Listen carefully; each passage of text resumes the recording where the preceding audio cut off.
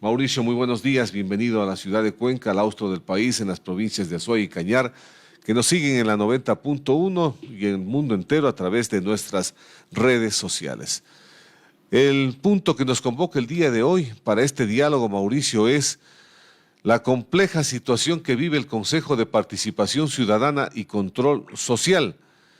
Quizás no muy entendido, yo creo que para un alto porcentaje de la población ecuatoriana, sobre qué función cumple el quinto poder del Estado, denominado de esta manera, qué es lo que hace en el país, pero que nos deja una enorme lección de asombro a todos los ecuatorianos, al ver que se han entrado en una pugna, y en una pugna bastante fuerte en la ciudad de Quito. Dicen que se ha atestado un golpe de Estado por 4 miembros del Consejo de Participación Ciudadana y que con una limpia le destituyen a quien estaba al frente del Consejo de Participación Ciudadana. Y por otro lado, se presenta una acción de protección por parte del doctor Hernán Ulloa, quien es el presidente actualmente. Pero también, por otro lado, Sofía Almeida, la destituida, dice que ella sigue al frente porque una jueza de una unidad judicial multicompetente de San Borondón ratificó las medidas cautelares para esta presidenta. Tenemos 2 presidentes en el Consejo de Participación Ciudadana. No entendemos los ecuatorianos dentro del ámbito jurídico la legalidad porque no se entiende. Cada una da su forma de ver y qué es lo que debemos entender los ecuatorianos, Mauricio, qué lectura debemos tener con lo que está pasando en la ciudad de Quito. Muy buenos días, bienvenido. Buen día, Rubén, y un saludo a la distancia, gracias a la virtualidad, a toda nuestra audiencia de Azuay, de Cañar, y creo que del país y de fuera a través de los canales digitales. ¿Qué situación tan compleja la que enfrenta una institución que muchos anticipamos no tenía razón de existir? Una novelería que se incorporó a la Constitución del año 2008, no solo para institucionalizar la participación ciudadana, que debería ser libre, autónoma y dependiente de la sociedad civil únicamente, sino que se le entregó constitucionalmente poderes sobrenaturales, por llamarlos a propósito de la limpia, para designar a las autoridades de las instituciones de control. Lo que ha venido sucediendo, no solo en estos días, sino desde su primera conformación en 2008, no es sino una pugna de poderes permanente por quien controla los procesos de designación. Cargos tan importantes en juego como la Contraloría General del Estado, como el Consejo Nacional Electoral, como la Defensoría del Pueblo, son los que están a cargo, son responsabilidad de procesos públicos que se llevan a cabo dentro de esta institución. Lo que hemos visto en estos últimos días es producto de una crisis institucional por inacción. 3 años han pasado ya desde que se eligió a este nuevo consejo, con una nueva novelería, valga la redundancia, la de elección por voto popular, sin que se haya cumplido con los deberes y atribuciones constitucionales. Si no, te pregunto, ¿qué autoridad ha designado en estos 3 años el Consejo de Participación Ciudadana? Si incluso quienes hasta hace muy pocos días se encontraban en la mayoría, a través de la expresidenta Sofía Almeida, se daban el lujo hasta de cerrar las sesiones de Zoom a través de las cuales se llevaban a cabo las sesiones plenarias, sobre pretexto de no viabilizar observaciones a las normas de los concursos públicos o si es que había alguna crítica o algún comentario al avance que se estaba dando mañosamente respecto de los mismos. Mauricio, ahora, yendo a la legalidad, ¿es legal que Hernán Ulloa sea designado o haya sido electo, como él dice, el nuevo presidente del Consejo de Participación Ciudadana porque ha conformado una nueva mayoría? ¿Es legal que Sofía Almeida se designe y siga pensando que es la presidenta del Consejo de Participación Ciudadana? ¿Qué dice la Constitución? ¿Quién tiene la legalidad de ostentar la presidencia? Duele decirlo, pero en este país ninguna decisión de este tipo es 100% legal. Además, hemos visto que a propósito de acciones de protección, tanto la expresidenta como el presidente recientemente electo las han planteado en distintas unidades jurisdiccionales y han obtenido resultados distintos, quién sabe con qué finalidad. Lo cierto es que en el año 2019, casi que siendo un visionario, el expresidente del Consejo, Cristian Cruz, recordarás tú, destituido por un juicio político, y a propósito de un entrampamiento y una pugna similar, hizo una consulta a la Procuraduría General del Estado diciendo si, además de lo que dice la Constitución y además de lo que dice la ley del Consejo, se deben ceñir por las normas contenidas en el COA, el Código Orgánico Administrativo.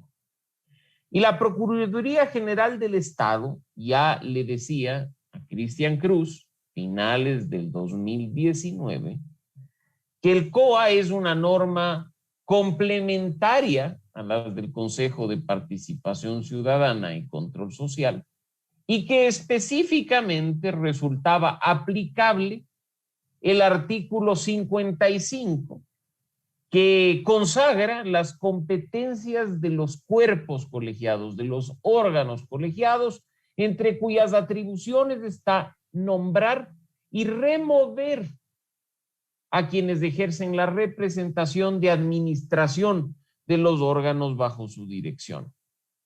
¿Cuál es el punto que queda flotando en el ambiente? ¿Cuál es el punto crítico que debe ser analizado? Que en la misma consulta de la Procuraduría General del Estado se habla, por supuesto, que si una nueva mayoría o una mayoría, en este caso 4 de 7, solicita que funcione el Pleno del Consejo y hay un bloqueo, tiene que autoconvocarse y las decisiones que tome se presumen legítimas y válidas.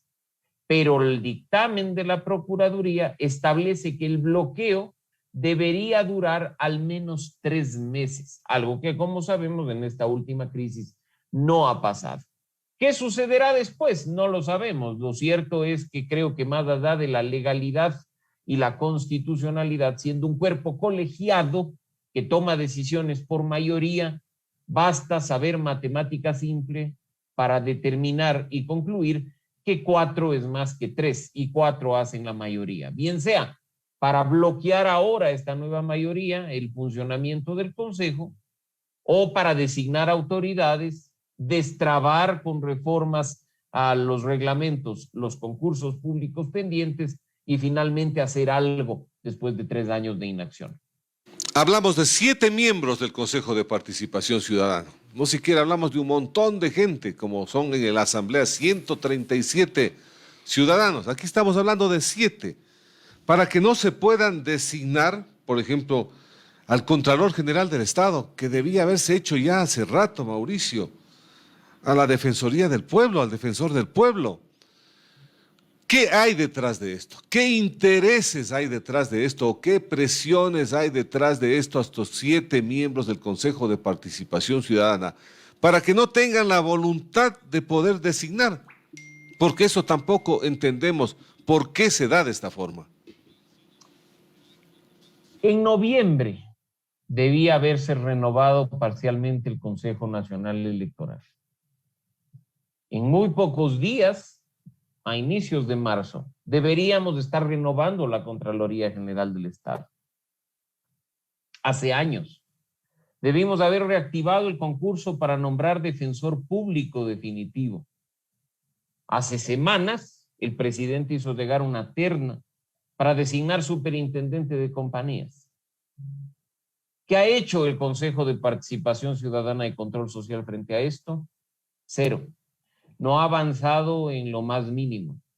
Mira que incluso hace poco, en un asunto que ya raya en el absurdo y hasta fue objeto de burla en redes sociales, la presidenta del Consejo, en aquel entonces, la señora Almeida, planteaba que el sorteo de salida de los miembros del Consejo de Participación Ciudadana se haga en función de los números que terminen siendo favorecidos por el sorteo de la Lotería Nacional de la Junta de Beneficencia.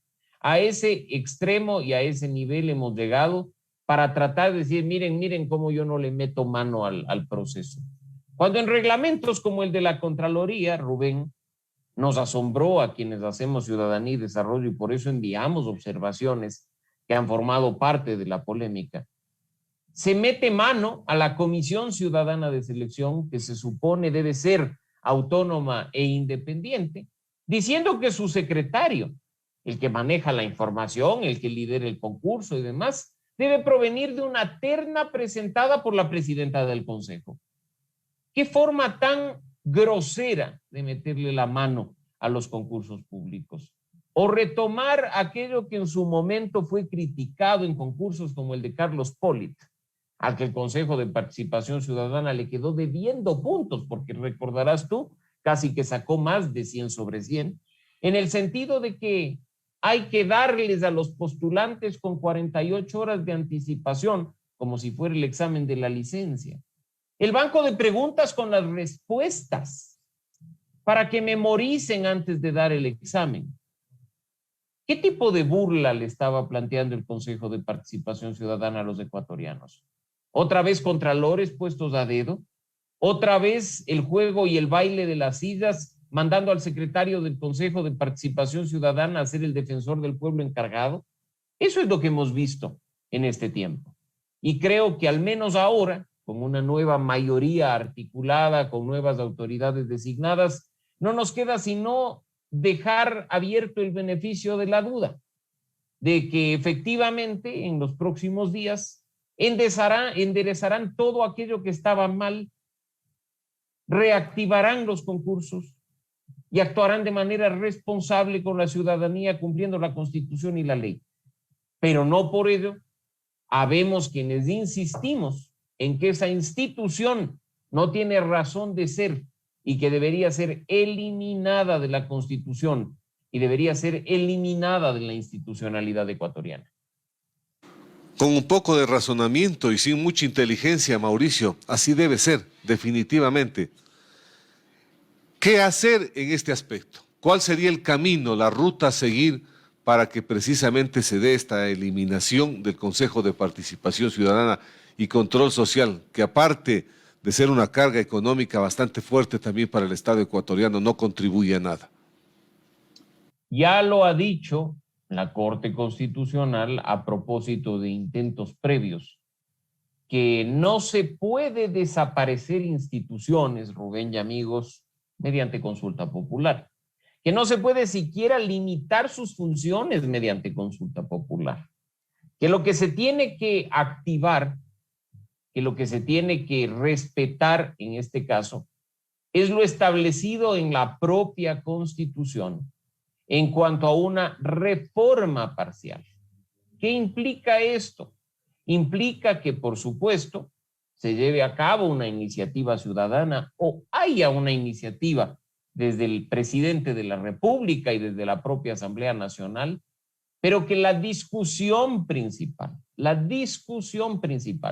tiene que producirse en nuestro órgano legislativo, porque una iniciativa de reforma constitucional tiene que ser tramitada por la Asamblea en al menos 2 debates. El segundo debate tiene que darse 90 días después del primero, y una vez que la reforma es aprobada por la Asamblea, tiene que convocarse a un referendo en 45 días para que la ciudadanía se pronuncie sobre lo actuado en ese caso. La principal responsabilidad para eliminar esta institución la tienen nuestros 137 representantes en la Asamblea, quienes parece además están un poco más preocupados de perder el control político de la institución, y sorpresivamente algunos bloques han anunciado solo un juicio político contra 4 miembros, los que hoy hacen mayoría, en lugar de promoverlo respecto de los 7, pues el cuerpo colegiado en su totalidad es el que le debe al país los procesos de designación de autoridades. Mauricio, muchas gracias. El cuerpo está enfermo políticamente y debe entrar en crisis esto. Y debería haber una depuración general y el pueblo ecuatoriano debe pensar muy sesudamente frente a los próximos procesos electorales. Vamos a estar a poco tiempo más ya en un encarnizado proceso electoral y con asombro vemos lo que pasa en la ciudad de Quito y leemos desde lejos el tema de la alcaldía de Quito que nos preocupa enormemente también. Mauricio, muchas gracias por haber estado en la W. Siempre un gusto, Rubén. Un buen día para ti y un buen día para nuestra audiencia. Un abrazo en la distancia. Ha sido Mauricio Alarcón, director de la Fundación Ciudadanía y Desarrollo.